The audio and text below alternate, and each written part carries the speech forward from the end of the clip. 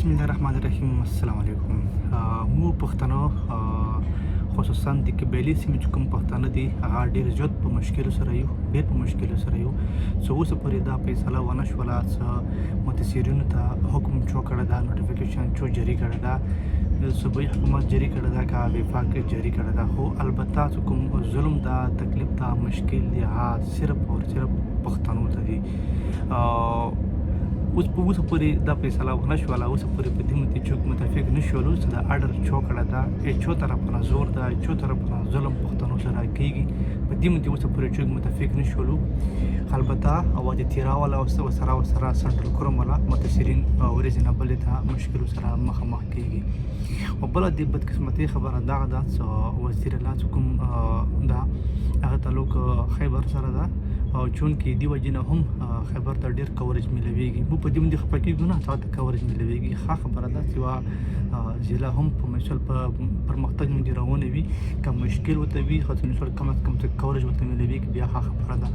خو بیا بدقسمتۍ نه سنټرل کوم کوم متاثرین دي هغه بالکل چوک نه مانه خلک اوس میډیا ده یا حکومت ادارې دي څه دي او څه دي په صرف او صرف وادي تیرا ذکر کوي. خو بدقسمتۍ نه د سنټرل کوم متاثرین دي یو ولا چوک ذکر نه کوي.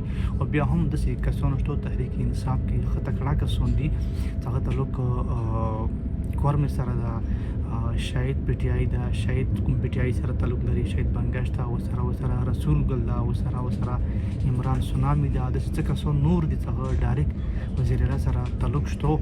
هغو ته پکار ده کم از کم هغو د سنټرل کوم متاثرین دي هغو دپاره دا اوس چات کې هغو ته کوم حق ته میلاو شي او سره د اوپسۍ زر تر زره ده ورته اقدامات ورته وکړلی شي. چې کوم سنټرل کوم متاثرین دي هغه ډېر په مشکلو سره دي، واورو کې دي، ساړه ده، خمیلې زنانات دي، بهر چپلو نه ماشومان راوتلي دي، بوټونه او چپل دا مشکل دي، ټیکالې مشکل دي.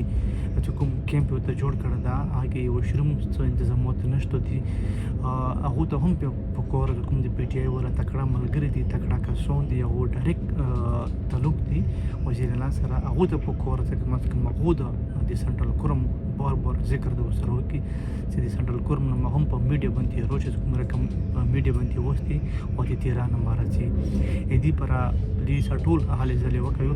او بس بدقسمتۍ د مشکل سره یو هر طرفه مشکل سره یو کا صوبایي حکومت وفاق ته یا اسټابلیشمنت ته سکیورټي فورسز دي او چوخ آرډر کړه ده کنه چوخ آرډر کړه ده. او بل دین علاوه تقریبا 50 نه زیات په سنټرل کوم ورسره خیبر کې مختلف ادوارو کې مطلب مختلف په وخت کې مشرونو سره جرګې شوي دي، د خبرې ګواهان شته، د خبرې جرګه شته سمکه هغو سره جرګې شوي دي چې تاسو دا علاقې خالي کوي.